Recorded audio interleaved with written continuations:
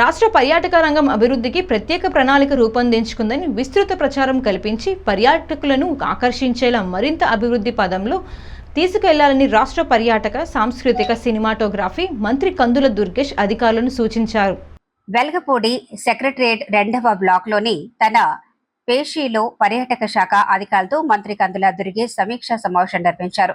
ప్రస్తుత పర్యాటక ప్రాజెక్టుల స్థితిగతులు, కొత్త ప్రాజెక్టులకు డిపిఆర్ల తయారీ, క్యారవాన్ హోమ్ స్టే పాలసీ, విధి విధానాలను ఇతర రాష్ట్రాల్లో ప్రచారం, కేంద్ర ప్రభుత్వ పథకాల ద్వారా వచ్చే నిధులు, రీజనల్ సమ్మిట్లు, శాఖాపరమైన సమావేశాలు, ఇటీవల కుదుర్చుకున్న ఎంఓయూలు, క్షేత్రస్థాయి పర్యటనల షెడ్యూల్ తదితర అంశాలపై మంత్రి అధికారులతో చర్చించారు.